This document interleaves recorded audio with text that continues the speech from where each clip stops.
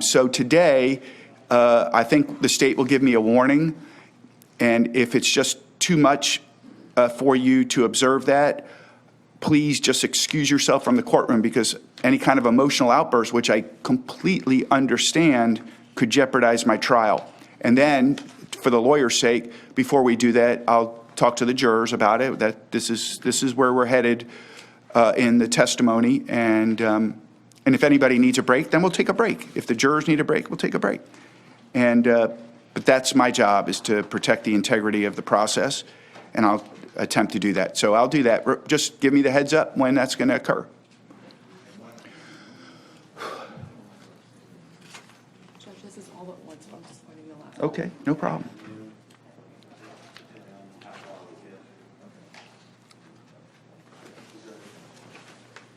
It's not normal. It's okay.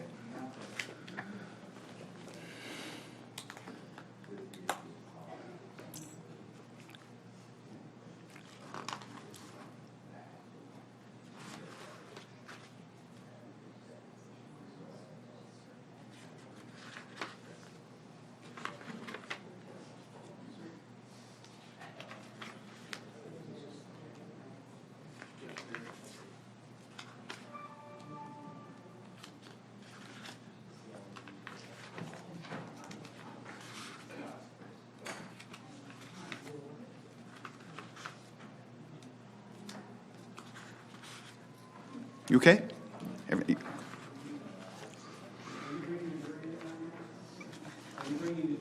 I want to, but I'm seeing people still kind of talking. Is everybody ready? Yes, sir. Okay, let's bring in the jury.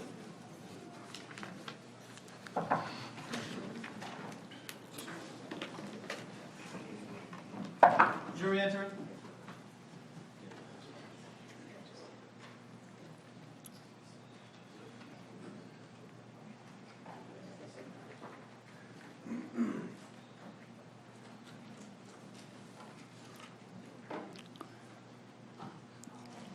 Good morning, jurors. Everybody have a seat. Welcome back. People are getting more and more layers of clothing as we go.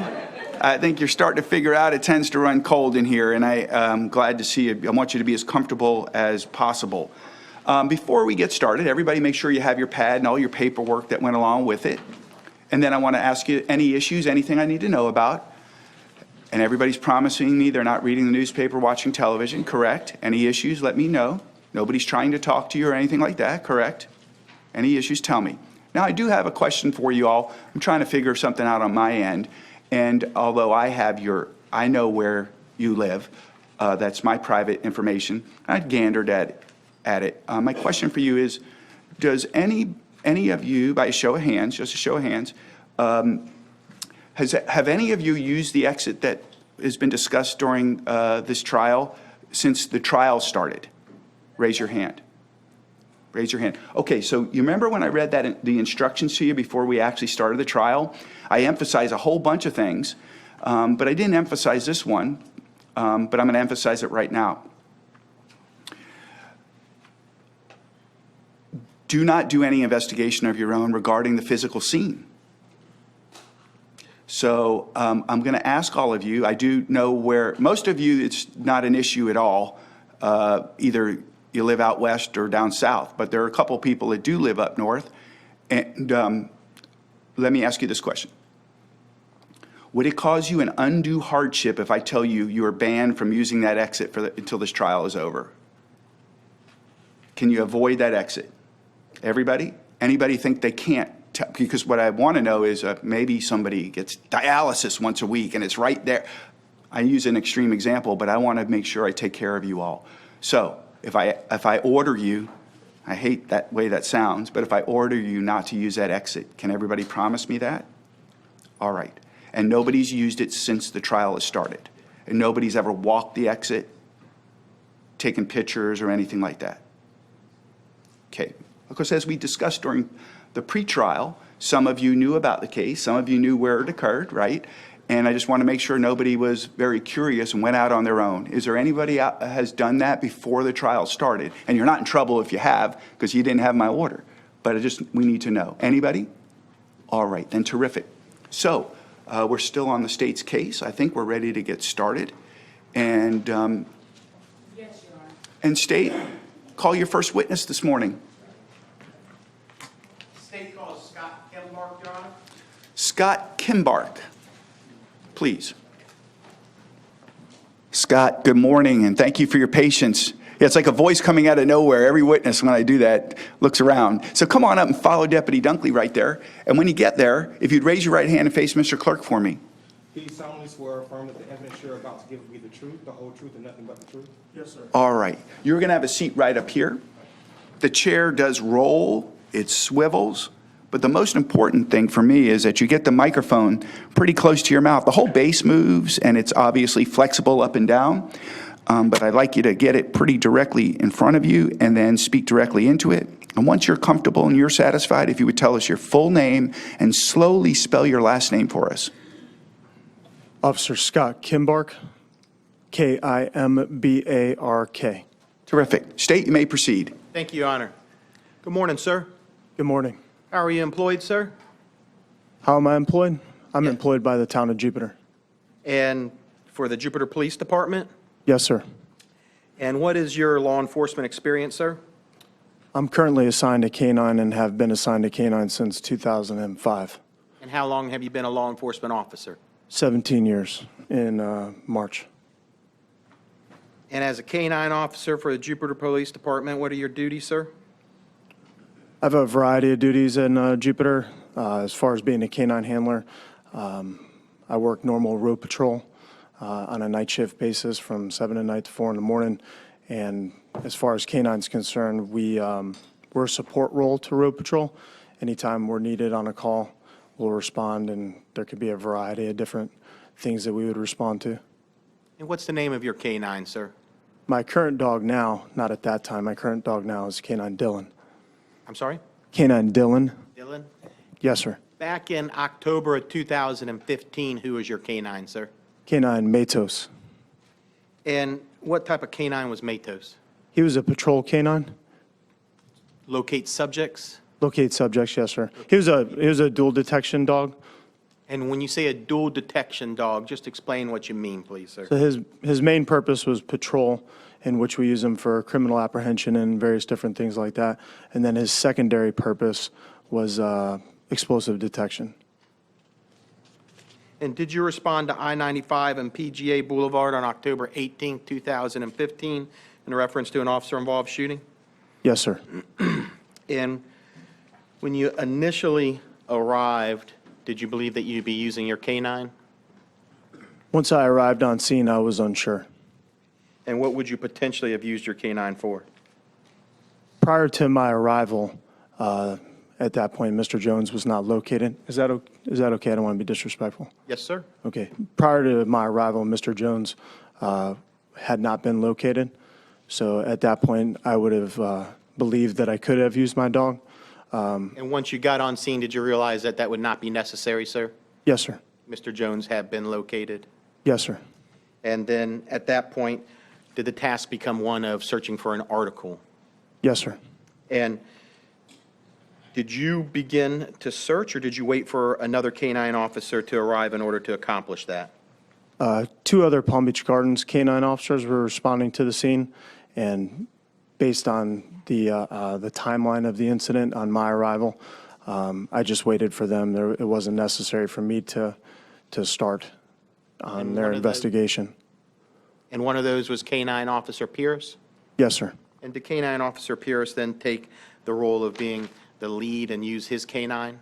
Yes, sir. And what was your role at that time? I was just a backup officer to him. If the dog were to locate something, I would point it out. And why would you need a backup during a K-9 search for an article, sir? Depends on kind of the scenario, but in this specific case, it would have just been for marking the article or just a second set of eyes walking around with the dog, the handler. Everybody's kind of working together as a team, depending on wind direction. Could have a lot to do with if the dog would locate something or not.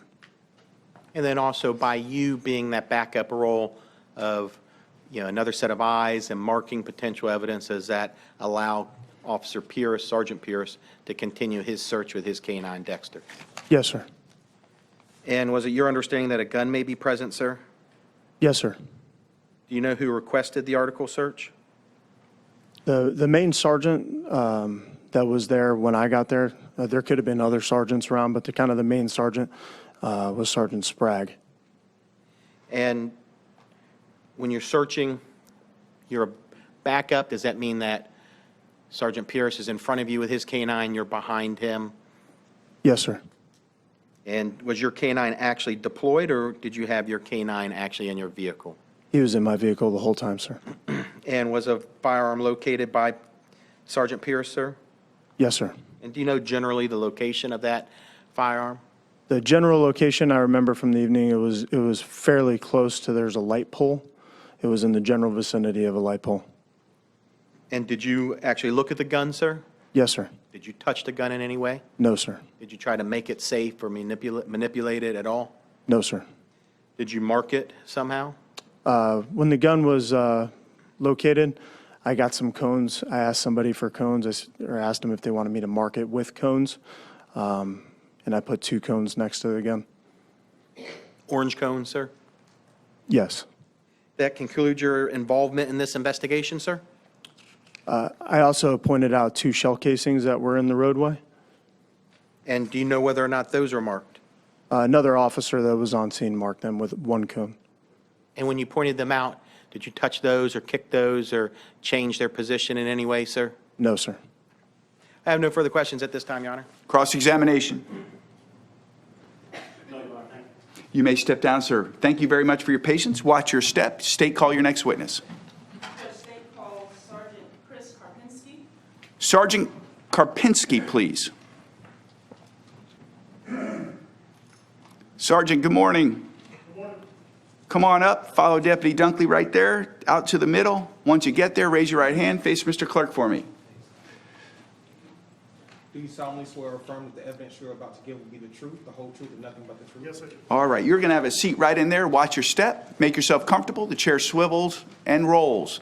Yep. The important part for me is that you get close to that microphone and the whole base moves, the top goes up and down, and get it where it's comfortable for you so you don't have to keep leaning forward. And once you're happy, if you would state your full name for the record and slowly spell it for us. Sergeant Christopher Michael Karpinski, Karpinski. Terrific. State, you may proceed. Thank you, Your Honor. Good morning. Good morning. How you doing this morning? I'm doing excellent. What is your current position with, well, first of all, where do you currently work? Palm Beach County Sheriff's Office Homicide Unit. Okay. And how long have you been with Palm Beach County Sheriff's Office? Since January of 2001. And what is your current position with them? I'm a sergeant in a homicide unit on day shift. All right. And can you give the jurors just a little bit about your education and training background? Yes. So as a law enforcement officer, I began my career actually going through the police academy in 1997. I did 835 hours of standard police academy training. In 1997, I started my career with the Atlantis Police Department. From the Atlantis Police Department, I got hired at the Sheriff's Office in 2001, in January. I worked road patrol as a field training officer, and then went to homicide as a detective in August of 2005. I got promoted to sergeant in September of 2010, where I went to road patrol, worked road patrol supervisor, street team supervisor, and then in March of 2013, I began my career where I transferred to the homicide unit as a supervisor. Okay. Thank you, Sergeant. Now, I want to get to reason that we're here, and that is because of the officer-involved shooting. When did you become involved in that case? In the early morning hours of the day it occurred, Okay. it was roughly 4:30 in the morning. All right. So you were notified at 4:30 that morning? Yes. Okay. And once you were notified, what did you do after that?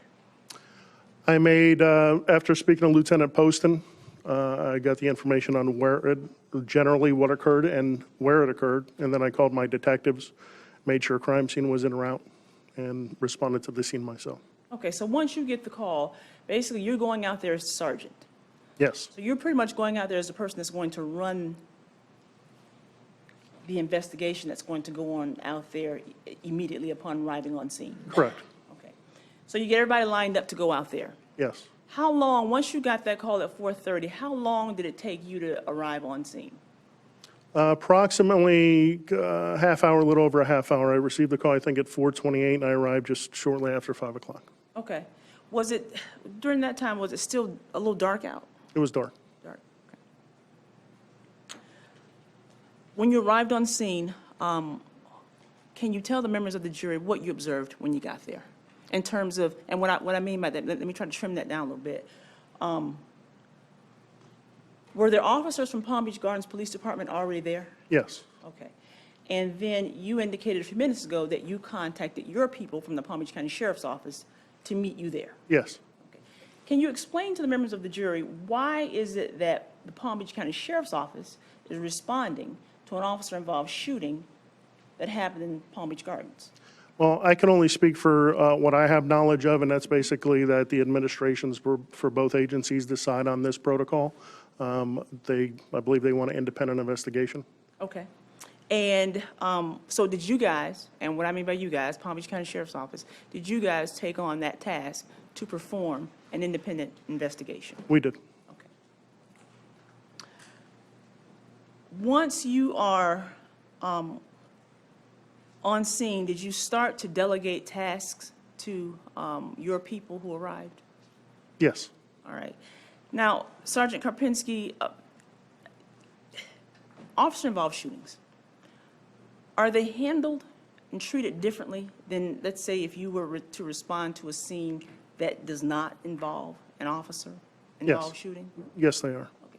And can you tell the members of the jury, what's the difference? What do you do different? Well, the difference is not only the response on its face, it's a criminal investigation, just like any other. However, departments have different interests in the case. In other words, they do have civil liability interests, so they send their internal affairs and their legal departments along with them. Generally, standard homicide investigation, the suspect, unless it is a known suspect and they are not on scene when we get there. When we get to an officer-involved shooting, the shooting officer is represented by an attorney who's there, so we have to deal with that aspect of it. So there are several different aspects that are different. Okay. Thank you. So now, you're on scene, you're delegating different tasks to your people to perform. And is there a certain protocol that you follow once you get there when you're dealing with an officer-involved shooting, when you're delegating tasks? Yes. Okay, and what is that? So basically, we want to make sure we gather as much information as possible before we even contemplate or approach the officer as far as obtaining a statement. We want to look for cameras, witnesses, obtain as much evidence as possible as we can before we do that. So that's part of it. Okay. And did you do that in this case? Yes. Okay. And you mentioned, well, I'll get to that later. At some point, and I just want you to, you don't have to go into what they did, but at some point, did the FBI become involved in this investigation as well? They did. Okay. But when you went there on October 18th of 2015, was the FBI present at that time? No, they were not. Okay. So they became involved at a later date. Yes. Now, you mentioned a few minutes ago, you said, you know, there's a certain protocol that you follow before you meet with the officer who was involved in the shooting. Correct. Okay. In this case, did you see the defendant when you arrived on scene? Yes, I did. Okay, and when you arrived on scene, when you first got there, what was he doing? He was in the, I believe it was the incident command RV bus, if you will, of the Palm Beach Garden Police Department with his representation, Okay, legal representation. all right. And you mentioned something about a statement. Now, is it up to the officer who was involved in the shooting as to whether or not they want to provide you with a statement? Yes, Okay, and that's totally up to them. yes. And is there a term for what you guys call those types of statements? A walkthrough video reenactment, it's all sworn. So, yeah, I think generally that's what it's referred to, a walkthrough. Okay, and you said it's usually on video. Yes, Okay, and so, did you have a conversation with the defendant prior to doing the prior to him giving you the statement? as far as preamble to the statement itself or Yes, sir. contact with him? Yes, A preamble? yes. Okay, so Detective Kenny Smith, who was the, assigned as the lead investigator prior to the reenactment with the defendant and his representation present along with other investigators in our crime scene videotaping it, there is a script that the detective goes by, and it's basically making sure that he's emotionally and physically okay to perform and provide a statement. He's reminded that this is on his own volition, it's on his own free will to provide the statement. It's not a Garrity-compelled statement.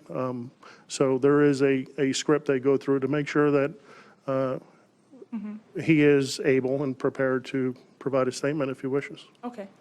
And so you went through all of that with the defendant in this case? Detective Smith read it on Detective Smith, camera. I'm sorry. Correct. Did you designate Detective Smith as the lead investigator in this case? Yes, Okay. And so he was tasked with making sure all of that was done with the defendant prior to him giving the statement? yes, Okay. And do you know whether or not that was done? it was done. Okay. And did the defendant give you a walkthrough statement in this case? He did. Okay.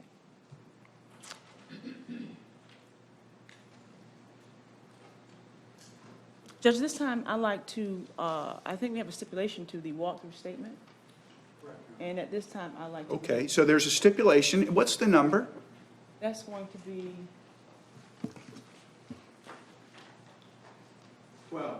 12. So it states 12. Through stipulation, it's admitted, and it's a video, yes. correct, Yes. of the walkthrough. Yes, sir. Okay, so the jurors can keep track. And you want to publish it right now? I would like to, Your Honor. And when you get it up, I don't know if we need to turn the lights down or not. I don't know what to expect there. So you just tell me what you want, and I'll do it. Let's see if they, how it looks.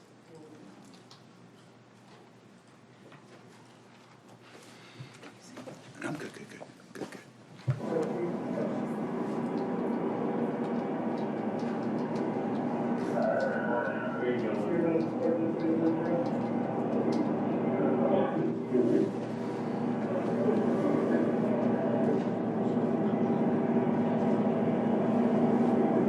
Can we turn the lights down just a little, Judge, to see if we get.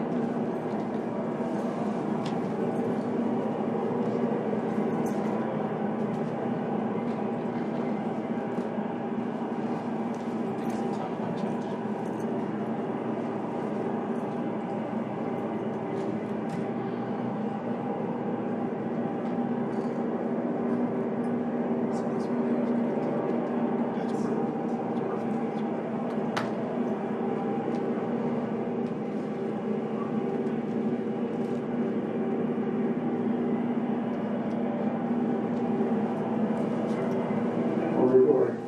Okay. I know, but I'll get it there now. Good? Yeah. All right, my name is Detective Kenny Smith, I am 6655. I'm a detective with Palm Beach County Sheriff's Office Law&Crime Division.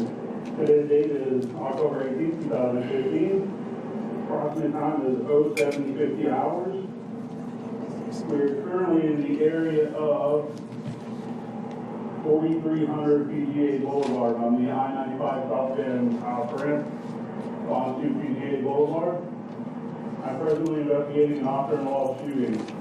The incident occurred at approximately 03:15 hours on today's date, 10/18/2015. The event under investigation took place in and around our current location. These circumstances are being documented under PDFO case number 15-133920. It's also being investigated under Palm Gardens case number 15-005522. Present with me are the following officials. Witness officer is, please state your full name and your ID with Garden. Officer Nouman, RAJ, ID number 438, homicide proceeding. Can you also spell your first name? Nouman, N-O-U-M-A-N. Alrighty. And representing the state attorney's office is Tom Wills. And you don't have an ID number, I don't think.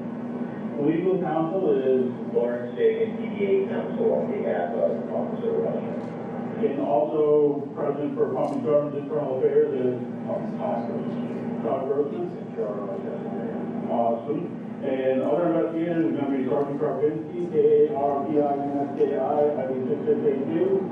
And also Detective Feifel, P-F-E-I-F-L-E, and ID number 9585. Crime scene videographer is Keith Thomas. I have no idea what your ID number is, Keith, but you're back there. Okay, at my request, Officer Roger has agreed to provide a sworn videotape recording description of his recollections and actions regarding this criminal investigation. Officer Roger, have you had the opportunity to speak privately with legal counsel, Mr. Fagan? Yes, okay. Okay. Officer Roger, are you aware that a representative from the Internal Affairs Division will be monitoring this reenactment, and this is not considered a guarantee compelled statement? Yes. Okay. Officer Raja, are you aware this is a voluntary procedure and that you may decline to continue at any time? Yes. Okay. Do you feel as though you are emotionally prepared to provide an accurate reenactment? I believe so. Okay. Do you have any questions about the reenactment procedure before we begin? Okay, everything good? Yes, sir. Okay. No, wait 1 second. Okay. Having all this in mind, do you wish to proceed with the reenactment? Yes, I do. Okay. Do you swear or affirm that the evidence you're about to provide will be the truth, the entire truth, and nothing but the truth? I do. Okay. What I want you to do is I want you to go into as great as detail as you can, why you're here, how you came about this. But first, I just have a few preliminary questions.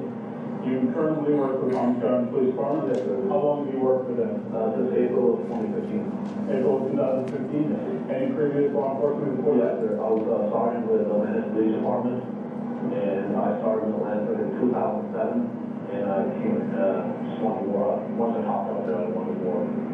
Okay. What are your current duties on here with Palm Gardens? Currently, I'm doing road patrol on the night shift, late night, 7:30 p.m., 19:30 to 6:30. Okay. Was that your shift like? Okay, sorry. Was that your shift that you were working last night? Yeah, last night was my Friday. So we were 4 day on, 4 day off schedule. Last night was my last day on. Okay. What do you normally wear in your duties? On the normal days, we were full uniform with a badge and the name tag. So the last, since September 30th or so, we've had a lot of vehicle burglaries in our area and everything, and we were getting hit with them a lot. So starting last week, we started with this. We were sending out decoy cars, and at midnight, I'm Alpha 1 cover ship. So basically, I have B1, which is far out west, and there's not really that much happens. So they also use me as a cover unit to go to 94 here, go pick this call up and everything. So since I don't, in my beat, there's only PGA National and Marisol, the two communities. So at midnight, I would go set up the decoy cars and stuff like that. I would dress down in street clothes, and I've been doing this for the last 4 nights. And I would either take this van, or we have a Old Town Victoria unmarked, and I would take that and basically drive around residential neighborhoods and everything, blacked out, no windows down, seeing if I see any burglaries occurring. Okay. Did you have anything on you this evening after you dressed down?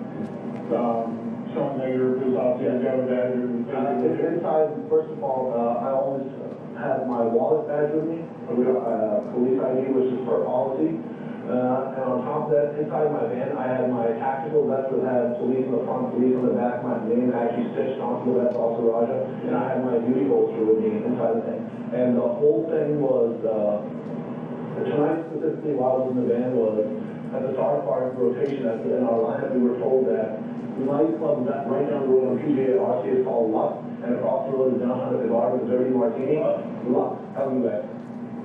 They were having a hip-hop concert tonight, and there was supposed to be a huge crowd gathering tonight. So we decided to, if you open the back of the van, you'll see 8 riot shields that here, the loudspeaker, crime scene tape, and 6, And our thing was this, hey, if anything happens, if there's a big incident or loss, if there's a big fight, we need to clear the crowd, we're going to forget about the 21 and move forward with the van immediately to loss. So officers have quick access to it. And and number 2 thing that was also discussed was this, while I'm in street clothes, while I'm in this, I do not do any takedowns, I do not do anything, but just in case an emergency something happens, that's why I have the vest and everything, I didn't find on me. I'm supposed to call a little unit to come out to handle the situation.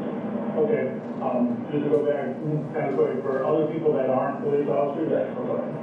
if you would, distribute yourself using the signal codes and stuff, that somebody may not understand. You use 94, which we know is backup, and 21, which is burglary. So if you just use plain talk, okay, for the future, just in case, some of the non-police officers may not understand what you're talking about at that point. That's probably ready, we're going to the reenactment. You said, you're supposed to go back up during situations, what situations are you supposed to go back? Like, for example, if I'm in one of the residential neighborhoods and I see a burglary occurring, or something like that, or a suspicious lead, or a suspicious person, you call the marshal, give my position where I'm at, and tell them, hey, this is what this person is doing. And then, once the marshal comes out and makes an initial stop, come in contact, throw my vest on if I need to, and everything like that, and then go ahead and make contact with them. And is there a person in charge of the tactical operation, if you will? It wasn't really a tactical operation, it was just divided just amongst our early shift and late shift. So Sergeant Anderson, Sergeant Sprague, and Sergeant Garcia were here tonight are all aware of this, and then we monitored. And one of the things was, I actually bring my laptop with our GPS unit everywhere. So one of the things was to say, so you guys know exactly where I'm sitting, watching, what area and everything. And every time I was doing this, I would go to my laptop, log in, and hey, I'm over here, and I would write my notes that, hey, what's undercover van, or this full town Victoria, this is where I'm at, doing this. Okay, so when this operation began, Yes. and your whole shift sit down, and the sergeants go over what the plan was, what you're to do, Exactly. We were able to discuss everything, absolutely. We were able to. And also, you said you get your GPS with your laptop. Yeah. Does everybody have access to where you are through GPS on their laptop? Every single officer, every single sergeant and dispatcher, the huge screen and dispatch that has the GPS chart shows exactly where every unit is. So if something happens, if I'm in my car, I can't get the radio, I'm going to say, find my GPS location. It's an officer safety. and it's in the same, It's in the stand right now. It's on right now, my laptop's in there too. I checked my, I took like 2, 3 t-shirts, just in case somebody walked back, so I threw one on top of the laptop, threw one on top of the police, so you can't see the police truck and things like that. All right. Okay, now, what I'd like you to do is go into what happened this evening. Start as far back as you have here. Try to go into as much detail as you can. If you need to stop, stop. If you need a break, call us, let us know. Okay, and then try to be as elaborate as you can. What happened, how it happened, why it happened, and whatnot. Absolutely. Okay? Well, tonight at, I couldn't really start this operation, if we're going to call it, until midnight, because I was actually at a backup call from a domestic call in Evergreen. And technically, the domestic call as a backup officer, I went to the station, changed out everything, and got into the van, had the van prepped and everything like that. And I sent Sergeant Anderson a message, because one of the things was we were assuming that these people that were doing a lot of the burglaries are coming from Jupiter area, from the Heights. And we've checked, and we've seen a couple of these suspicious people that we've, checked out with before and everything like that, walking south on Military, walking south on Central. So I started my day I started on PGA, I went down Military, all the way down to Hood Road, went into Don Ross Village, drove around there, and then came down Central, down to PGA. And then I came back here, went to the gas station, got myself a drink and some snacks, which are still inside the van. And I started to do the community. And as I was doing this, I was sending messages to Sergeant Anderson on the laptop, hey, I'm going to this community, this is where I just said, this is what I just said. So he's aware of the whole sort of the chance man, so he's aware of my location at all times. And then the first community was Isle. I did Isle, and I was about to go to Evergreen, which is on Hood and Military, on the go there and everything. And I remember that one of the 2 units responded to a domestic disturbance at the Marriott. And the Lux Club is located on the first floor of the Marriott. They responded to like on the 5th floor or something like that to a domestic disturbance that was pretty heated. And Sergeant Anderson went there too. And as Sergeant Anderson was there, I remember him calling on the radio, hey, we have a disturbance going on downstairs in Lux in the nightclub, have officers respond. So we kept on different officers, I had the radio, and like, officers, I'm on the way, on the way. So in my mind, I'm like, okay, this might be that call, that, you know, it's just might break loose. So let me take the van, get out of where I was at, and start heading down in this direction to be closer, just in case there's something broke out, the riot here, everything like that we just talked about. So I turned on from military to PGA, and I was going eastbound on PGA. And as I was coming here, I saw this vehicle stop here, didn't see anybody inside, nothing. And I called out, I believe, on the radio, and I said that I thought it was a disabled vehicle on the side of the road or an abandoned vehicle. So I saw this vehicle and everything. And I was like, okay, I've got this vehicle on the side of the road, and, you know, I'm going to check out and make sure everything's okay. And, you know, when I drove past it, I could not see anything, any occupants inside the vehicle. Or if I drove past it, eastbound.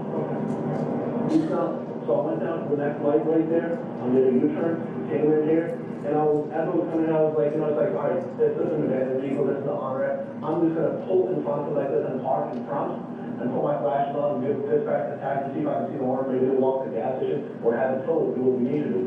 But, you know, it's like, and this is where I'm kind of like kicking myself in the ass, like, you know, it's like thinking about hindsight. It's like, you know, golden rules, like, you know, always act like a vehicle always occupied, never take that chance of, like, you know, the vehicle not being unoccupied. If I knew the vehicle was occupied, I would never put myself in a fatal final situation like this by pulling in front of it. And, you know, I don't think there was anybody in there. And as I got close to the vehicle, and the door swung open, and this guy from that immediately got up, man, and he's like, I'm okay, man. And at which point I said, hey man, police, can I help you? The second I said police, he jumped back, and I clearly remember him drawing and pointing a gun at me. I saw that silver muzzle, and he had, I can swear on this, he had a laser max laser in the dial on the gun, and I saw that red light, that laser max flashing at me, and I immediately just shouted, drop the gun, and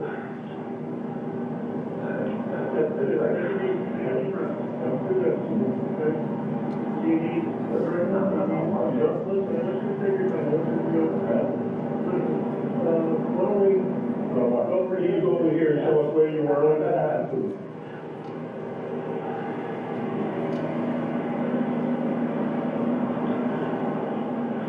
And when you got out of the van, which way did you go? right here, I came right here. Right here. Yes, come right here.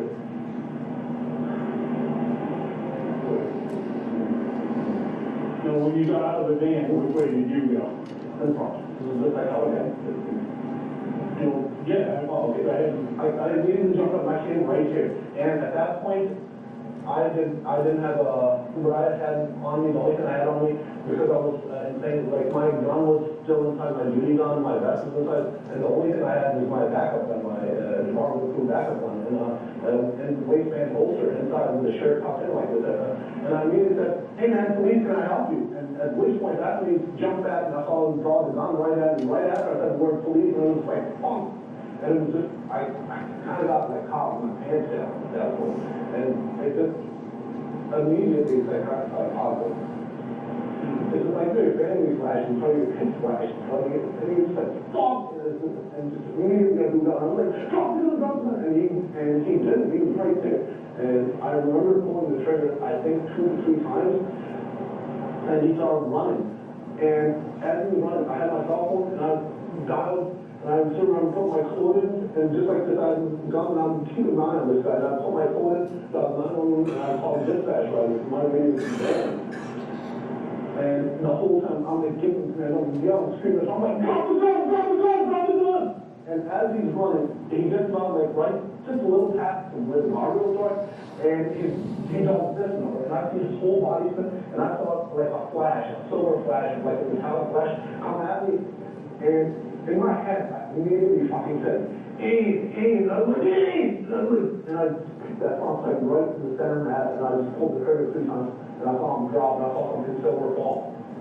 And at which point I was still informed with this, I just thought, get your radio. And I just held my head right there. I couldn't really see where he dropped, what happened, if he moved right there. And I'm like, I don't see him, I don't have a video on him, I don't have video. And I started to walk backwards and everything, came back to the van, grabbed my radio, and called out on the radio. And that happened, and Sergeant Bragg was the first one, and I can't remember, it was one of the new forces, who was one, and they actually thought it happened in poetry. And I remember we were like, guys, right here, and they quickly turned in right here, and it was Arlotta, Nico Arlotta.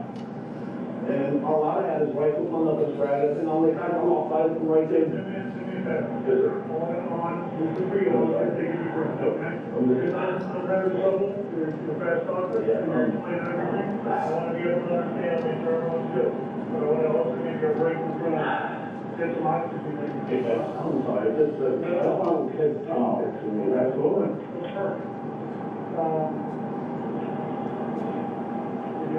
I do. Now, while you were going through this, at any time did that individual fire at you? Do you know if the gun went off? I was screaming at the top of my lungs. I was screaming, dropping, and the only thing I could think of was I'm saying drop the gun. I announced myself to the police. Why the fuck is this guy pointing a gun at me? Okay. I don't know if he fired the 10 rounds. I don't remember. Okay. At any point, did you have any contact with that individual? Any kind of personal contact with you when you were walking out? No, again, like, he jumped up and he said, hey, I'm okay, and I said, and I came out and said, my exact words were, and I made sure I was speaking loud, I'm like, hey man, please, can I help you? And immediately, he does a step back and kind of moved, and just saw the minutes, basically, you're standing right here, do you mind if I was? Absolutely, where was, okay, Sure, okay. You said you got out of bed here, you put your flashers on? You said something about putting No, that's my game plan, as I was coming from PGA, was that I thought it was a disabled vehicle, so I was gonna pull in front of the van, in front of that seat, and put my flashes on, walk out, and, see what's going on, and call it, and call it tow truck, if I needed to get the vehicle, I thought it was a broke down vehicle, there's nobody in it. Then you sort of reason why you stopped here instead of pulling up. The guy jumped out. He jumped out. Exactly. When you were in the car, he jumped out? He jumped out, not immediately, he jumped out too. You were dressed exactly like this? Exactly. Before, nothing much? Exactly like this, and I had my holster, which was covered. It was covered. And you have your gun in your waistband, that's it. I have a big stomach, so it kind of overhangs over the holster. were you wearing that same hat? Exactly just like this. Okay, and you said you started firing. Was that around the church? I believe I'm trying to think, like, I'm remembering when I said, I'm sorry, I'm thinking, I know when he had the gun pointed at me around the corner, I fired, I know that, Do you remember exactly where he was at when let me go back. You said that you got out, you jumped out, and you came around here. When did the gun come into play, and where did it come from? See, he jumped out and he said, I'm okay, man. He said, I'm okay. And I said, hey, man, please, can I help you? And second, I said, I remember, I'm not sure. No. I remember clearly seeing this, the gun was right here. I remember seeing it above the door level, and it was in this area right here, pointing directly at me. And I remember seeing, it was a silver gun. I could clearly see the holes in the muzzle, and I could see that laser max laser in the guide rock flickering. It was flickering red, on and off. So he was in this area. He was in this vicinity, somewhere in this vicinity. Do you recall where you were taking a wake up difficulty? Do you know approximately where? Somewhere in this vicinity somewhere. I don't recall exactly. Why don't you do somewhere between where and where?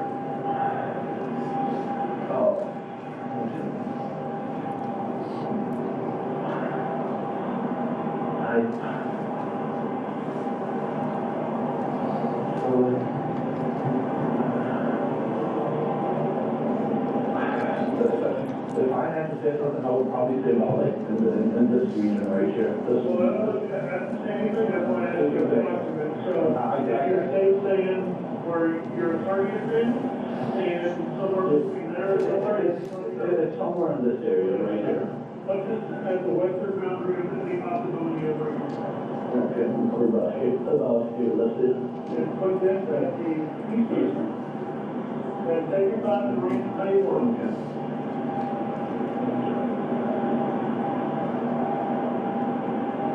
I'm wondering that one. I'll probably say those. Okay, so somewhere between number one and number two. Yes. Take the date is where you. Yes, sir. That's when you initially came in on engagement? Well, like verbal engagement or? Well, you spoke to him, when did you specifically see the threat? Right around this area. When it was that, because as it was happening, I asked my brother in this area, and I said, hey man, police, how can I help you? And I said that clearly, and when I said that, and he immediately just jumped. And I remember this action right now, I remember seeing that fucking logo with handgun on me. Then what happened? Okay, After that? and then he started running in this direction right here, just as Which side of the guardrail? on the western side of the guardrail. So on the grass? On the grass, yeah. They started running on the grass and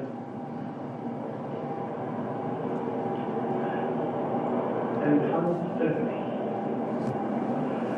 And this is where I grabbed my phone and I started running after him with my gun still pointing in his direction, screaming, and I was on 911, I was yelling away, drop the gun, drop the gun, drop the gun. And I was screaming at the top of my lungs. What was he doing at that point? He was running, and right when he got about, I think it was, because this is where I started to walk. I remember I was around that area by that pole, and I decided to walk back to get my radio again. And this guy was like, go get your radio, guys, go get your radio. And Just be careful right here. And I remember when we're here is Raul, and he must have been, you see this plant right here? This big pump? Yeah, the big pump. Just where the dishes right there in front of his stomach, he was in that area, and that's when he had spit. When I was young, they probably went off this, and I saw him go like this. And I remember saying to myself, aim! I still remember, and I was like, aim! And I put that front sight right in the center of that, and I screamed. I believe 2 rounds. Okay. And I saw him drop at this point, and when he dropped everything, I started going up, and I couldn't see him. And I was like, I lost sight of him, I lost sight of him. And they're like, go get your radio, go get your radio. And I started to go, and I was like, just paddling back. And the guys came out, I was like, look, I lost sight of him right there, I don't know where he went to. And I think one of the officers saw him, okay, I think I see something out there, this and that. So, and then Sergeant Spratt was Sergeant Anderson, one of the sergeants, who was like, Raj, come show me exactly where the last time we saw him. So I started walking up the guardrail, and started walking up, and saw him right there. Okay. What happened after that? And once we saw him and everything, he was laying face down, and both his hands were tucked underneath him. So Sergeant Anderson came to my left, he brought a shield. He was shielded, I was shield covered behind him, and Sergeant Spratt came to the north side of us from almost at the tree, and he had a rifle out. And we said, okay, we need to approach it to make sure that, he's still not armed, we're still around everything. So we slowly approached him and everything like that. But before that, when they came, I ran to my van, I immediately put on my vest, and I immediately put on my side holster, my duty gun. So once we started to approach him and everything like that, he still wasn't moving. I think we gave him a couple of verbal commands, didn't respond. And Sergeant Spratt said, Rosh, go ahead, hold your hands, go hands on with him. I holstered immediately, and they got covered. I grabbed one arm, pulled it out, grabbed the other arm, pulled it out, and we said, listen. And Sergeant Anderson was back there, flip him, make sure he's not laying on top of the gun, and we just pulled him back, flipped him back, saw there was no gun visible and everything, and Sergeant Spratt said, okay, call fire rescue, all right, it's clear. And I came back here, and there was a rescue truck here, and I was covered in blood, and I was like, that, can you just get this off me? And they took like hydrogen peroxide, and we started pouring it all over, and we started washing it. Where are you? Yeah. On my hands and arms. And then I think that either sometime around that time, I remember Sergeant Ball was there, and I was like, Sergeant, here's the gun that I used right here, and I gave him the gun with the holster and the extra mag and everything like that, and I think he put it in his trunk. Okay. All right.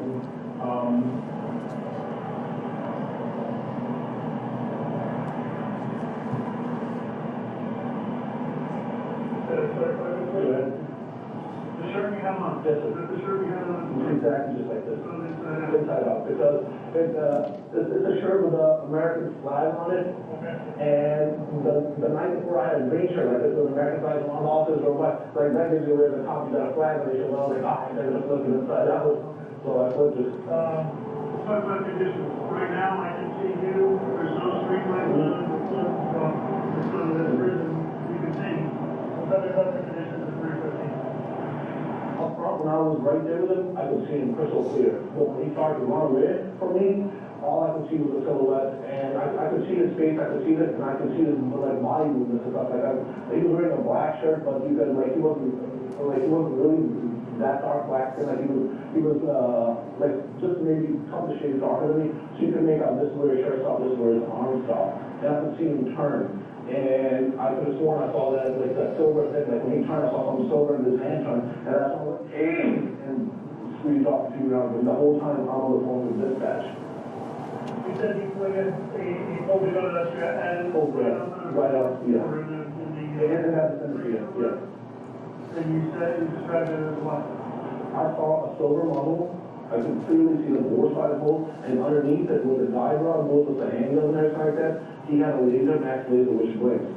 And I'm speaking this from experience because I'm a firearms instructor, and I teach civilian, I teach the police academy and everything, and I can clearly identify a firearm when I see one, specifically when it's pointed in my direction. And you indicated, you testified that you were pretty quick on the draw. Yeah. You drew it out, pretty quick. I practice, I did know, I practice all the time. And he pointed his gun at you at there? He pointed like, when I said, hey man, police, can I help you? And that's when he pointed and jumped back, pointed the gun at me a little bit. Okay, why did you shoot him there? I thought I should have shot him. I thought I pulled the trigger. I thought I shot him. I thought I shot at him. When you first pulled out your gun? Yeah. When I first pulled out the gun, I gave him like, drop the gun. And when he didn't, I think I didn't believe I shot him there. Okay. Okay, how many rounds do you think you fired in total? 5, Okay. maybe 6. 5. What kind of gun is it? Kind of a Glock 27, 40 caliber. Mini Glock.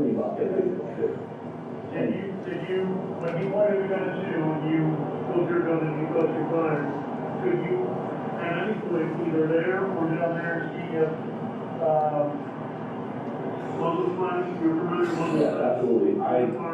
Yes, Did you ever see that fire's gun? I didn't even see my own muzzle flash. I didn't even hear my own gun go off. All I remember was just the motion of pulling that trigger. I didn't even know if I couldn't even hear my own bang. I was just so like, drop the gun. I don't think I would ever my own gun go off. Would you describe your demeanor, I shouldn't say demeanor, lack of service, as police officers, we often patrol with a kind of a heightened sense of alertness? Because Do you think that how would you describe your level of alertness when you first saw this car and then before you pulled the firearm out? First of all, I didn't even know he was inside the car. And that's exactly what I'm talking about. We're taking myself in the ass in hindsight 2020. And I preach this at the academy. Always know when you see an abandoned vehicle, when you see something like that, always treat it like there's somebody inside because you never know. And I go and do the cynical thing like, if I knew the guy inside my life, I wouldn't do something stupid like this. I pulled him on and always that. Because I drove by a lot. There's nobody, and I came, made the U-turn on Washington. There's nobody inside the car. I'm like, oh man, they probably ran out of gas, walked before a gas station or something like that. So let me just pull in front of it. I'll put my flashers on everything. Hey, call out the tag, call out the, like the broke down vehicle, and then see if it needs to be covered or what. So the only reason you got out there Was because is because you got yeah. He caught me off guard, and again, like, I preach that stuff, and Officer Roddy, at one point, you said that He got out, he said, hey man, please, can I help you? At what point did he say, he said something? He said right off the second he got out the car, I jumped out immediately, he said, I'm good, man, I'm good. Even before that, even before, that was the first words. He said, hey man, I'm good, I'm good. And I responded, hey man, please, can I help you? Did you say anything after that? No, that was like the equipment. It was like, wait a minute. A normal person would be like, if a normal human being was broken down and I identified myself as a police officer, like, wanted to help them, they're like, no, I'm good, I'm waiting for someone to come bring the gas, or I called a tow truck already, or whatever the case might be. And he immediately just jumped back and I saw that fucking gun come at me. At that point, it's like, he knew I'm a cop, I identified myself, this guy's trying to kill me, and I didn't want to die. Did you have anything else that would identify yourself physically as a police officer? I didn't get a chance to even grab my wallet out because the funny thing is earlier in the night I was in the aisles and I was doing my patrol in the aisles. As you enter the aisles, you take the first right, and there was a gentleman walking his dog, and he immediately saw me, and because I was blacked out, there was a van driving around, and I immediately grabbed my wallet, and I was like, sorry, I'm a police officer, it's okay, we're here doing surveillance and everything. So I know I'm identifying myself right off the bat. But it happened so quick, you see that come so quick on me. You have the holster for your gun with you? Yeah, I know they have. What is the attachment you have on your gun? So this is for my life holster. Okay. Did you have that tactical belt on at the time? Yes, this is the same exact belt I had on. This right here, I had an end of the waistband holster. And the whole thing was, drop leg holster was, you know, if I need to go out, something like that, put the vest on, put the holster on, and then go. Okay. Let's talk about two other things. Yeah.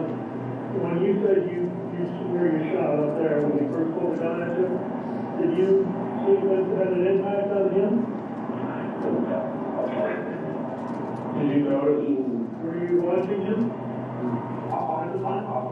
My aim was, I was watching that gun. Did he fall down? No. Did he stumble? Did he say ouch or shot me or anything? Did you say anything at that point? Nothing. Nothing was said. Nothing was said. He was just pulling the gun, right? I don't body reaction to indicate something there. No, nothing. Just white. And which hand was he holding the gun?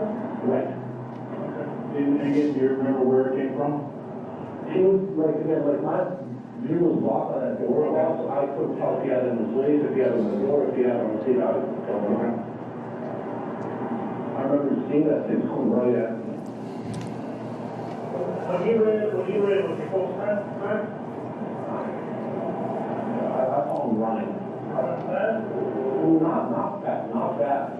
It wasn't fast. I saw that, like, he was, I guess it was, you said he was a full sprint time on the way, he probably made it a lot further. Okay. And, I'm gonna ask you to do one thing Yes, sir. actually wasn't the blood, you said you had blood on it. Yes.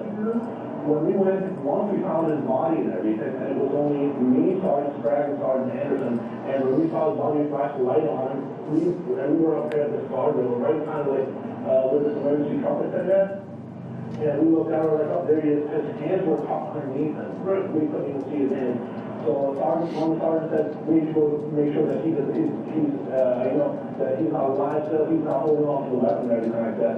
And Sergeant Anderson had his shield out, I was behind him, the shield covered like this, and Sergeant Sprague was a little further from me with the rifle out, and we slowly approached the body. I think we had some word was, show me your hands, and nothing happened, didn't move, didn't even flinch. And Sergeant Sprague said, Rod, we got cover, holster up, so we got to pull his hands up. And so I holstered, pulled his hand up, pulled the other hand up, and then I'm not sure if it was Sergeant Sprague or Sergeant Anderson that said, let's flip him just to make sure that he's not laying on top of the gun. So I grabbed his arm and I flipped him. There was no nothing to see. So I felt like, okay, he's clear. Let's call fire rescue up, and I walked away from it and go wash myself. I'm covered in blood. And where did you do that? There's a rescue, there's a fire truck and an ambulance right behind it with the rescue. And I walked back there, I was like, I need to wash this off. And the firefighter, she grabbed a bottle of hydrogen peroxide, popped it, and started dumping it all over me, and I was just washing myself.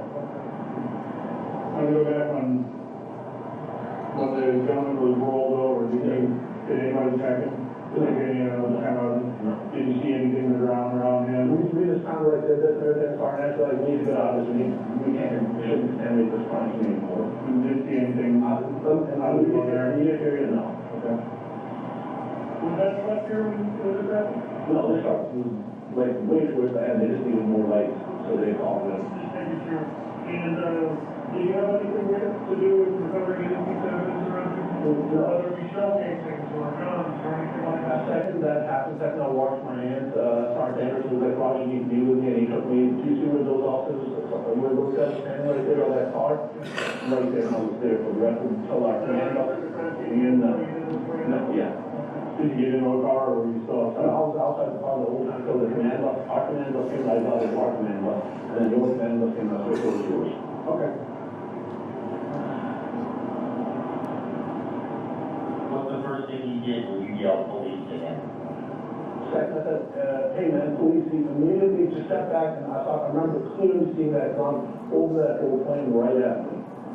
Tell me about, you listed your, I want you to talk about your emotions at the time of the entire incident, but take it from when you first saw that before. You thought it was unoccupied, you said? Yeah, Tell me about your emotions and how they progressed. okay, well, again, like I said, I couldn't see any occupants inside the vehicle at all. I thought the vehicle was completely unoccupied, that's why I told him, I reached on it in front of the vehicle. Because my whole plan was, I'm gonna pull in front of it, pull my flash on, make sure, let this back, maybe there's a car abandoned over here on the side of the road, or there's this, I'm gonna go check the gas and everything. Right. And the second as I come, the guy pops out of nowhere, jumps out, I go, no, and I immediately, I'm just used to, throwing that thing in the park and jumping out of the car. Just like, training with me, almost on a daily basis. And it's just immediately, my training just kicked in, I didn't have to think about it, and that's like, and it's the whole thing, like, when I saw that gun and I drew on it, and I was like, and I'm like, question myself, how did I draw that quick on this guy? And it went from like, almost, hey, there's nothing, it's such a tar rope, and now he was, oh, we fucking about to die. And it was just a, like, immediately, like, thank you.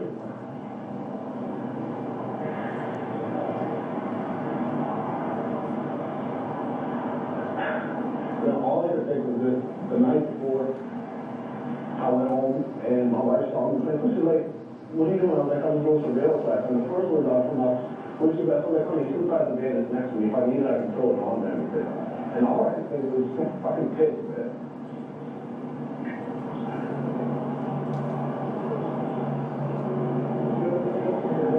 Yeah, we got really talked to one more question.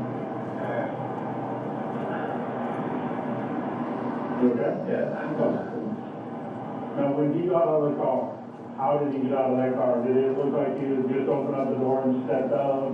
I thought, man, What was that? fast, I couldn't tell that piece to the left or right, because my van's pretty high, man, it was blocked, I just saw him pop out, he was right up, and it just caught me off guard, and what the fuck? Okay. Your red laser, you said that, did it flash or was it? It was flickering. Flickering? You said you know about guns. Yes, sir. Laser Max is the only company that makes a laser that goes in the guide on the gun. And they're not a steady laser, they're designed to flicker like that and give you like, hey, this is where I'm at. And did you see, were you there if there was a gun recovered? Were you there? Did you see it afterwards? I haven't seen it, I haven't seen anything. Again, after we got the body and everything, after I washed my hands, they immediately took me over there, and I've been there the whole time. And you said you saw the laser, did you see the end point of that laser at any point? Like where it was under Yeah, okay, yeah. Okay. Two more things. Yes, sir. Do you remember when you discharged your weapon? You said you believe it was down there. Did you discharge it? Yeah, I did charge him, and this is what I'm saying, like, when he was running, and I was yelling, drop the gun, drop the gun, we're gonna fucking kill you, drop the gun! And I'm yelling at this guy. He dropped the gun at the top of my lungs, and I seen him do one of these numbers come back, and all I remember saying to myself in my head, I'm like, Abe! And I even yelled, I'm like, Abe! And I put that front sight right into the black silhouette, and I squeezed again. Do me a favor, as best you can, same thing. Approximate where you were.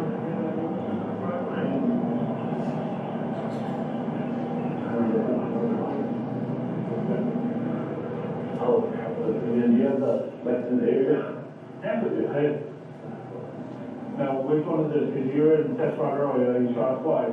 Yeah. This is the second? This is the second or second series. Okay. First series, second series. Perfect.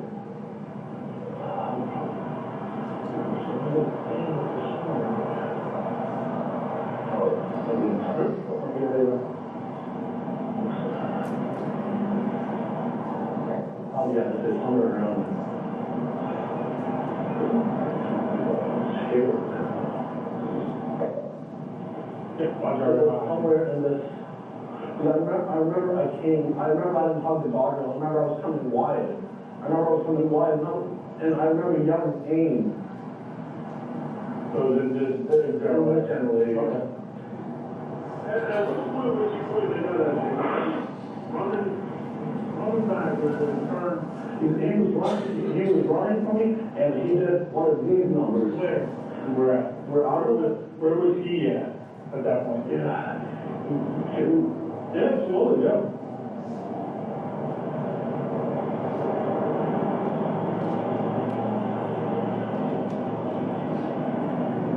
I would probably say somewhere Oh, I'm sorry. in this general vicinity. Something. I don't want you to get wet. I'm thinking. I'm all right. Listen, don't go ahead, it's a canal. I'll talk. Okay.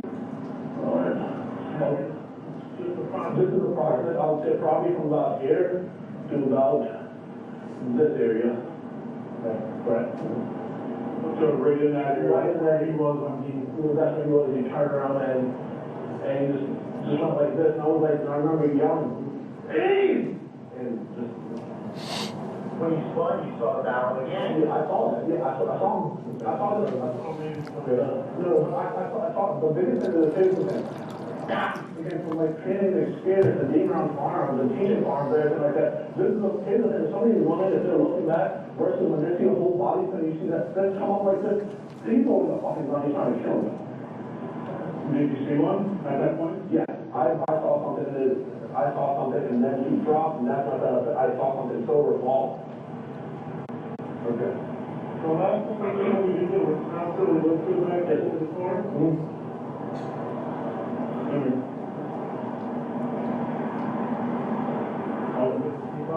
The last thing I'm gonna have you do is as best you can, physically and verbally, reenact the moment without getting in your head, you can do it, the driver's door, reenact everything you did, simulate drawing your gun, which is gonna be 100. As best you can reenact it as if it was 2000. Okay. Without that information. And when I say reenact it, I want the volume of your voice to be the same. I want Do it 100%. your speed in the walk or your run to be the same, and just all the way through. All the way through, okay. Alright. So I'm coming, he popped up. Keep your mouth covered. And I completely go around like this. And he said, hey man, he jumped in like, hey man, okay. I'm like, hey man, cop, hey man, police, can I help you? And he immediately, hey man, police, can I help you? And he draws the gun on me and says, drop the gun, and bang, bang, bang, and he starts running, and I start chasing him. And I'm calling 911, hey, this is Guard Double, this is Guard, I just shot that guy had a gun, and I was driving that. And as he's going right there, he stops, and he turns around and looks at me, and I'm like, hey! And I bang, bang, bang, and I fired about 2 or maybe 3 rounds over here, and I see him drop.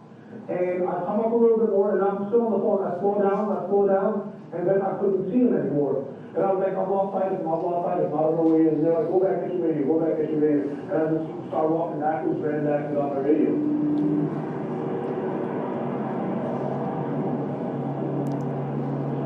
Now, in your estimate, the length of time that you just did that, roughly, okay, 3 to 4 seconds, like that. It's like maybe 5. Okay, what we're gonna do is we're gonna take you over to Sergeant Molestar. Molestar, from mixed up names, where you put your gun in the truck. Yeah, So what are you gonna have, you go over there, so identify that as your gun. Okay. And then we're gonna take the test. Okay. And, That includes everything. So we had one other question. Because you had touched the body down there, do you have any problem with giving us a sample of the DNA? Okay. So we'll have one of our time people will do that prior to moving. They haven't taken a picture of me yet. Okay. If you have no problem with that, we'll do it all at the same time. All right. So you get the key?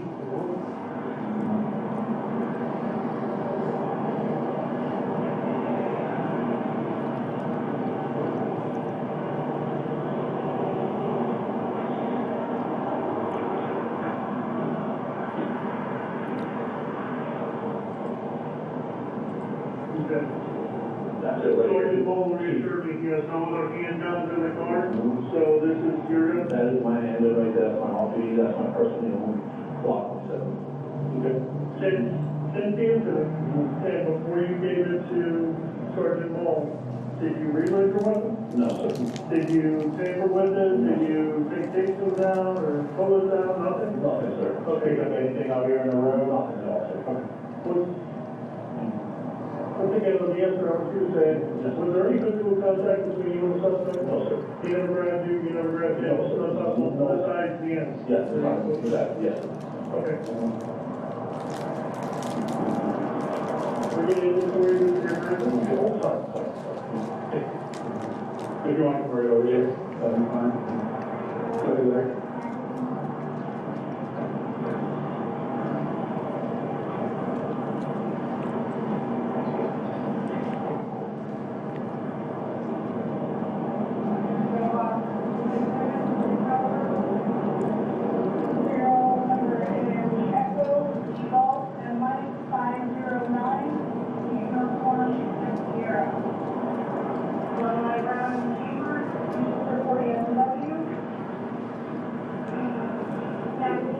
Is that your serial number? Yes, it is, sir. And that is department issued ammunition too. Okay, that's your department issue gun? No, that's my personal gun, I qualified with it, I walked you with the department, and that department issued ammunition inside the gun. And the gun in the van? The gun is that's 100% department everything. Okay. This is personal, yes, this is personal, authorized by the department, and department is qualified with it, and department issued.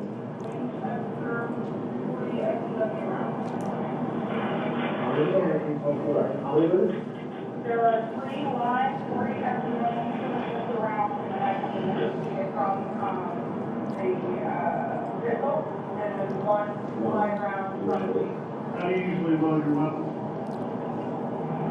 Do you max out the magazine and then one in the chamber? Do you add that one? How do you do The magazine is always topped off one in the chamber. Okay, and the firearm that's in the van, same way? Same exact. Yeah, okay, So so, there will be 20 in the magazine and 1 in the chamber, so that will plus 5 at center of those magazines. okay, how many magazines do you have in the car? No, I said on the handgun inside my duty gun, there'll be 1 in the chamber and 20 in the magazine, so a total of 21. And do you have extra magazines in the car? Yes, on my vest I have 2. And there are 20 also? No, they're not 20, they're I think like 17 or 18. Okay. Just for information, for the extra magazine, at 1, 2, 3, 4, 5, 6, 7, 8, 9, 5. Looks like my total 40 XCW rounds. And that was the extra magazine that was on top of the holster.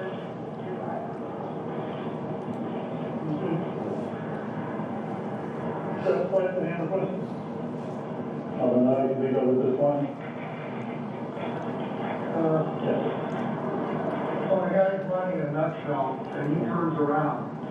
I don't work it. He turns around, he said with his right arm. I saw his right hand come like this, I saw something in his hand pointing in my direction. What do you think is that for? He's shooting at me, he's trying to kill me.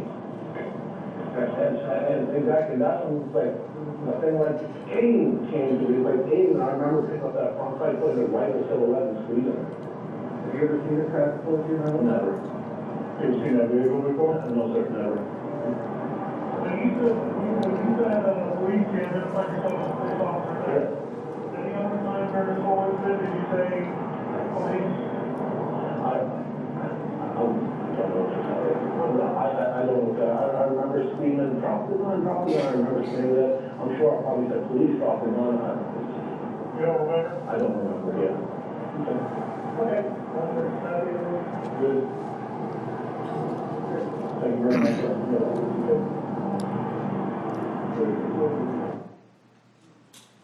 Okay. I think this one too. State, you may proceed. Are you, is your direct almost completed? Almost, Judge. Can we just wait till she's done with the direct?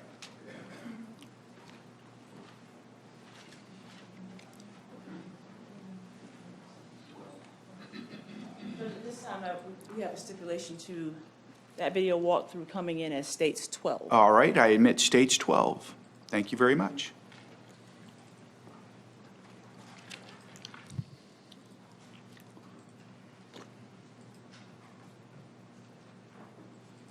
Now, can I have the Elmo on?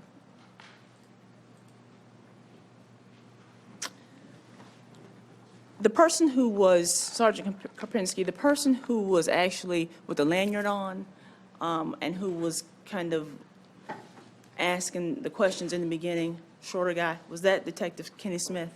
Yes, it was. Okay. How long after the shooting did he provide you with this walkthrough statement? Do you recall? Well, the shooting happened at 3:15, I believe, 7:50, so that would be 4 hours, 35 minutes. Okay, all right. I want to ask you some questions about, now, in the beginning of the walkthrough statement, we saw, and I've shown these to defense counsel, Judge. These are pictures from the walkthrough stuff. You had some cones in your hand, some smaller cones in your hand, and you asked him, the defendant, to place 2 cones in an area. What were you asking him to do at that time? To basically identify the area where he believes that he was standing during the time of the incident. Okay. I'm going to show you what is going to be 13. States composite 13A through D. I'd just like you to take a look at these, and as I show them to you, you can just turn them over. Okay. You recognize that? Yes, All right. Recognize that? yes, You recognize that one? I do. You recognize that one? Yes, And do all 4 of those photographs that I've just shown you fairly and accurately represent or depict the scene during the time that you, the defendant gave you the walkthrough statement? yes. Judge, at this time, the state will offer into evidence states composite A through D. 8, A through D, Your Honor. and what's the number? 13. 13A through D? Yes. No objection, admitted. Permission to publish, Judge? Yes. Okay. So.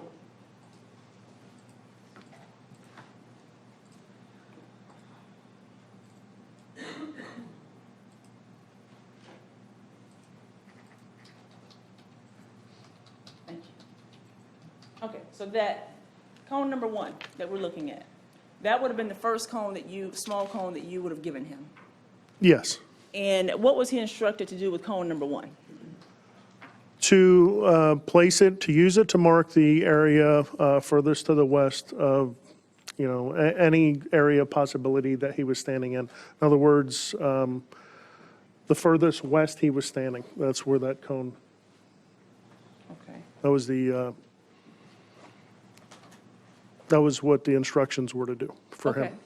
I'm going to show you what is 13B.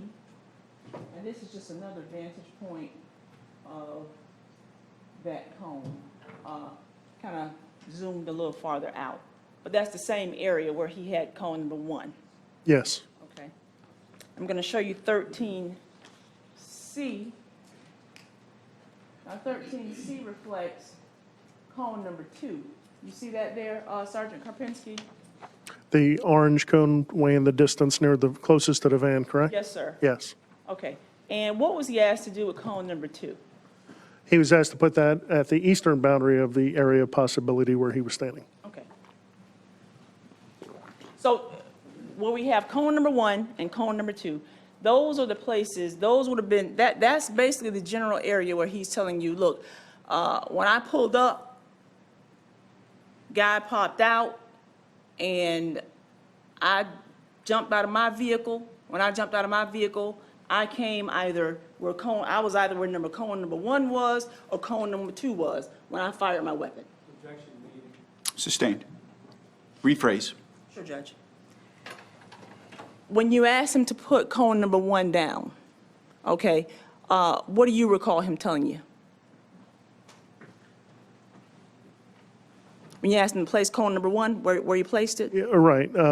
Just trying to figure out how to word it. So basically, he said, what I recall right around here is where he placed the cone down. In other words, this is the furthest west that Okay. I would have been. Okay. And was he referring to himself? Yes. Okay. And what about number 2? And the same thing, he was asked to place it at the easternmost boundary. He placed it there, and he indicated, this is where I would have been standing, somewhere in between cone 1 and cone 2. Okay. I'm going to show you what is a different angle, 13D, where we can see actually both cones together. So we're looking at right here. This would be cone number 1. Is that right, Sergeant Karpinski? It appears so, yes. Okay, and that would be cone number 2? Correct. And that's where he told you where he would have been standing, somewhere where those 2 cones are. Yes.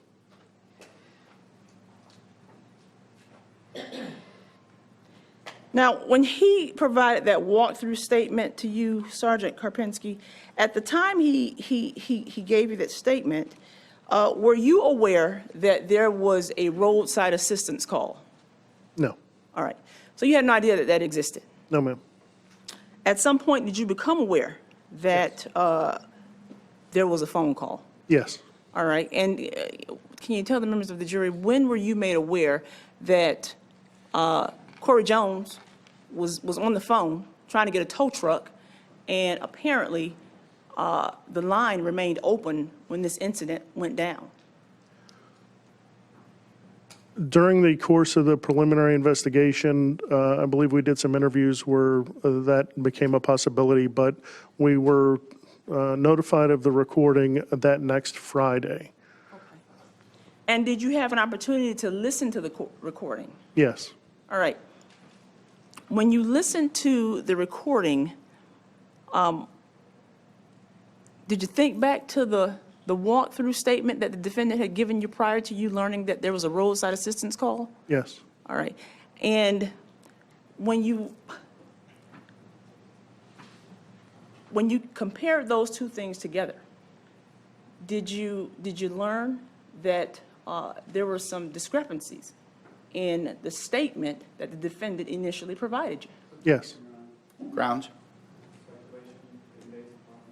Speculation? Okay, on those basis, overruled. Go ahead. You can answer the question. Yes, ma'am.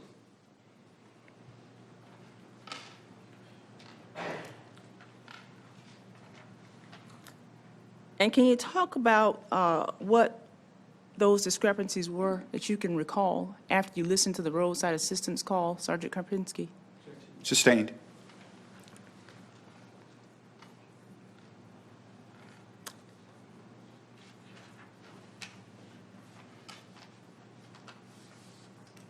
Once you